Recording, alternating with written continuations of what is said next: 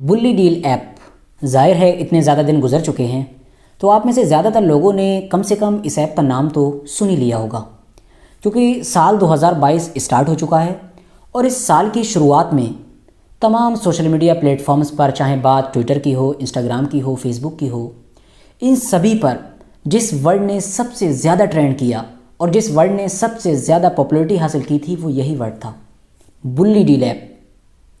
बल्कि मैं ये भी कह सकता हूँ कि इस वर्ड ने न सिर्फ नेशनल लेवल पर बल्कि इंटरनेशनल लेवल पर भी बहुत ज़्यादा पॉपुलैरिटी हासिल की। बल्कि साथ ही साथ मैं ये भी कह सकता हूँ कि ये जो वर्ड है बुल्ली डील, इसकी वजह से पूरी की पूरी दुनिया में हमारे देश भारत की बहुत ज़्यादा बदनामी हुई, नाम ख़राब हुआ। अब आप लोग सोच रहे होंगे कि आखिर इस वर्ड में ऐसी क्या चीज़ है कि जिसकी वजह से मैं कह रहा हूँ कि हमारे देश इंडिया का इस वर्ड की वजह से बहुत ज़्यादा नाम ख़राब हुआ।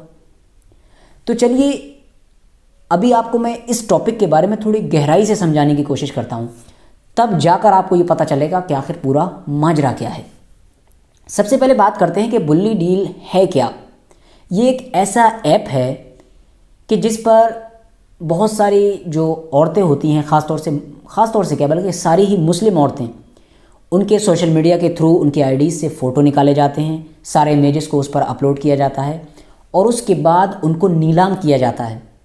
यानी आसान लफ्ज़ों में कहूँ, इजी वर्ड्स में, तो उनको बेचा जाता है, उनकी बोली लगाई जाती है और इन सब चीज़ों के बदले में मोटी रकम मांगी जाती है। अगर बात करें करंट सिनेरियो की, जो ताज़ा सूरत हाल है, उसमें हुआ ये कि इस ऐप को बनाया गया और उसके बाद लगभग 100 ऐसी औरतों को चुना गया जो सिर्फ़ और सिर्फ इस्लाम धर्म से ताल्लुक़ रखती थी, मुसलमान थी। इसके अलावा इन सभी औरतों में, जो लगभग 100 के करीब औरतें हैं, एक और चीज़ कॉमन थी और वो चीज़ ये थी कि ये सारी की सारी वो औरतें थीं कि जो सोशल मीडिया प्लेटफॉर्म्स पर बहुत ज़्यादा फॉलोवर रखती हैं। इसके साथ साथ वो स्ट्रॉन्ग व्यूज़ देती रहती हैं। और किसके ख़िलाफ़ व्यूज़ देती हैं? जो हमारी गवर्नमेंट है इस वक्त, जो मौजूदा रूलिंग पार्टी है बीजेपी। तो सीधी सी बात ये है कि लगभग जिन 100 औरतों को इस ऐप के ज़रिए से निशाना बनाया गया था, वो सारी की सारी वो औरतें थीं कि जो बीजेपी के ख़िलाफ़ आए दिन बयान देती रहती हैं, इस तरह के स्टेटमेंट अपने ट्विटर या फिर अपने फेसबुक, इंस्टाग्राम के ज़रिए से जारी करती रहती हैं। दोस्तों, इस ऐप के ज़रिए से जिन मुस्लिम औरतों को टारगेट किया गया, यानी जिनको नीलाम करने की कोशिश की गई, उनमें सबा नकवी, आरफा खानम, इस्मत आरा, सानिया अहमद, यहाँ तक कि वो नजीब की माँ कि जिनका बेटा नजीब पिछले कई सालों से गायब है। यानी वही नजीब जो जवाहरलाल नेहरू यूनिवर्सिटी में पढ़ा करता था, पिछले कई सालों से गायब है।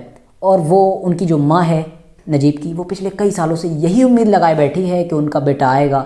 यही वजह है कि वो वक्त वक्त पर बहुत सारे प्रोटेस्ट या इस तरह के धरने प्रदर्शन में भी दिखती रहती हैं। तो उन तक को नहीं छोड़ा गया, उन तक की फ़ोटोज़ इस पर अपलोड की गई और बाकायदा उनकी बोली लगाई गई। जाहिर है ये सब पत्रकार हैं जितने मैंने नाम लिए ज़्यादातर इसमें से। तो इसके जब स्क्रीनशॉट वायरल हुए और सोशल मीडिया पर उन लोगों ने देखा कि हमारे खुद के फ़ोटोज़ वायरल हो रहे हैं और उस पर बाकायदा एक रेट लिखे हुए हैं, उसमें कहा जा रहा है कि अपनी फेवरेट बुल्ली बाई को चुनिए और उसके बदले में मोटी रकम मांगी जा रही है। यानी एक तरह का जो नीलामी का प्रोसेस है किसी भी चीज़ का, वो पूरा किया जा रहा है। तो उन लोगों ने फ़ौरन गदर मचाना शुरू किया, सोशल मीडिया पर ट्रेंड हुआ। लेकिन आपकी नॉलेज के लिए बता दूं, जो लोग नहीं जानते हैं, कि ये कोई पहला मैटर नहीं था। बिल्कुल इसी तरह का एक घिनौना मामला भी कुछ महीने पहले भी हुआ था और उस ऐप का नाम था सुल्ली डील। उस पर भी बिल्कुल इसी तरह से मुस्लिम औरतों को टारगेट किया गया था। इस तरह की जितनी मुस्लिम औरतें थीं जो सोशल एक्टिविस्ट थीं या फिर जो पत्रकार थीं जो बीजेपी के ख़िलाफ़ बोला करती थी, उन सब की फ़ोटोज़ अपलोड की गई थी, उस पर भी नीलामी की जा रही थी। और उस बार भी ऐसी ट्रेंड हुआ था सोशल मीडिया पर। लेकिन क्या हुआ? कुछ नहीं हुआ। गवर्नमेंट ने कोई एक्शन नहीं लिया और उसी का नतीजा हुआ, यानी एक्शन न लेने का ही नतीजा था कि अब दोबारा से वही हरकत की गई। क्योंकि जो मुजरिम थे उन्हें पता था कि हमारा कुछ बिगड़ने वाला तो है नहीं, गवर्नमेंट कुछ कहेगी नहीं। लेकिन इस बार का जो सिनेरियो था वो टोटली डिफरेंट था। हुआ ये कि इस बार ये जो घिनौना अपराध किया गया, ये जो पूरा मामला था, ये नेशनल लेवल के साथ साथ इंटरनेशनल लेवल पर भी उठा।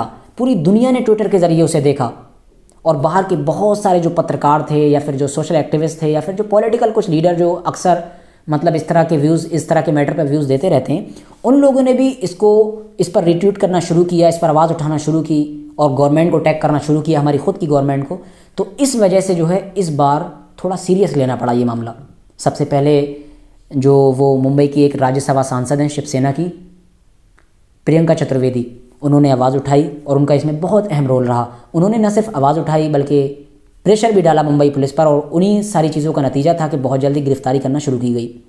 दोस्तों शुरू में हुआ ये कि जब तक इसका कोई अपराधी नहीं पकड़ा गया था इस पूरे केस का, तब तक ट्विटर के ज़रिए से ये हवा चलाई जा रही थी कि ये जो सारा मामला हुआ है, जो मुस्लिम औरतों को नीलाम करने की कोशिश की गई है, इसका जो मास्टरमाइंड है, जिसने ये सब कुछ किया है, वो एक मुस्लिम बंदा है और उसका नाम है जावेद।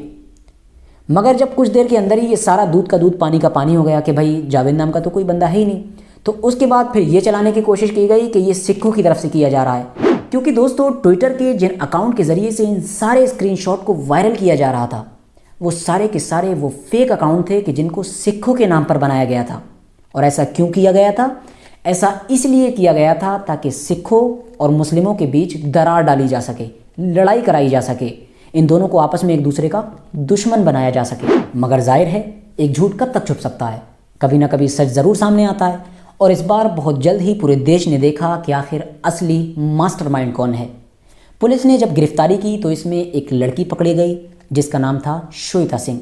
हैरानी की बात यह है कि उसकी उम्र सिर्फ और सिर्फ 18 साल थी। एक लड़का पकड़ा गया, शायद विशाल करके कुछ नाम है, इंजीनियरिंग का स्टूडेंट है, उसकी भी उम्र शायद 21 साल है। और एक और तीसरा लड़का पकड़ा गया है जिसका नाम है नीरज। ये जो बंदा है नीरज, इसे असम से गिरफ्तार किया गया है और पुलिस ने कहा है कि यही मास्टरमाइंड है, यानी यही वो बंदा है कि जिसने इस पूरे मामले की प्लानिंग की थी। इसी ने ऐप बनाया था, इसी ने ये सब कुछ करने के लिए तैयारियां की थी। दोस्तों हैरानी की बात यह है कि जो उत्तराखंड से एक लड़की गिरफ्तार की गई है जिसका नाम श्वेता सिंह है, जिसके बारे में मैंने पहले भी बताया, सिर्फ 18 साल की है, उसके बारे में एक जो और इंटरेस्टिंग फैक्ट है वो ये है कि उसने अभी बिल्कुल रिसेंटली अपने दोनों माँ बाप को खो दिया है, एक को कोविड की वजह से और एक को कैंसर की वजह से। अब जब उसने कोविड की वजह से अपने माँ बाप में से एक जिस बंदे को भी खोया है, तो होना तो ये चाहिए था कि उसको अपना सारा का सारा गुस्सा गवर्नमेंट पर निकालना चाहिए था, क्योंकि जाहिर है गवर्नमेंट का जो फेलियर था कोविड में वो पूरी दुनिया ने देखा। लेकिन उसने बजाय गवर्नमेंट पर गुस्सा उतारने के जो गवर्नमेंट के खिलाफ बोलते हैं उन्हीं की ऐसी तैसी करना शुरू कर दी। सोचने वाली बात है ना। तो ये कहीं ना कहीं जो चीज़ है ना, ये जहर का असर है, उस जहर का असर है जो पिछले 5-6 सालों से एक ख़ास कम्युनिटी के ख़िलाफ़, एक ख़ास कम्युनिटी के दिमाग में घोला जा रहा है। आप समझ सकते हैं कि आखिर ये जहर कितना ख़तरनाक हो चुका है। क्योंकि दोस्तों पहले के दौर में जब इस तरह का कोई भी बड़ा अपराध हुआ करता था तो उसके पीछे कौन हुआ करता था? उसके पीछे या तो बहुत बड़ा कोई गैंग हुआ करता था या फिर एक ऐसा बंदा हुआ करता था कि जिसका कम से कम क्रिमिनल रिकॉर्ड बहुत ख़तरनाक हुआ करता था। मगर आज के दौर में क्या हो रहा है? ऐसे छोटे छोटे बच्चे कम उम्र के कि जो अभी खुद स्टूडेंट हैं, जिनकी उम्र 18-21 इस तरह की है, वो लोग ऐसा काम कर रहे हैं कि जो इंटरनेशनल लेवल पर भी लोगों को हिला कर रख दे रहा है। जाहिर है इंटरनेशनल लेवल पर ये मुद्दा बहुत गर्माया, जभी तो इतना सख्त एक्शन लिया गया, वरना मुसलमान के खिलाफ कोई क्राइम हो और उस पर भी एक्शन लिया जाए इंडिया में, ये तो पिछले कुछ सालों में नामुमकिन सी बात है। क्योंकि अगर एक्शन लिया जाएगा तो गलत होगा, एक्शन नहीं लिया जाएगा तो सही होगा। फिलहाल उम्मीद है अब ये जो तीसरा बंदा पकड़ा गया है जिसे मास्टरमाइंड बताया जा रहा है, इसकी गिरफ्तारी की वजह से बहुत सारी चीज़ें सामने निकल कर आएंगी। क्योंकि जाहिर है इन छोटे छोटे बच्चों ने तो ये नहीं किया होगा, इसके पीछे बहुत बड़ी एक गैंग ज़रूर होगा। अब गैंग कौन होगा खुद समझ सकते हैं आप मैं क्या कहना चाहता हूँ। तो कुछ ना कुछ सामने निकल कर आएगा, यही उम्मीद है। आज की अपनी वीडियो को बस यहीं पर ख़त्म कर रहे हैं।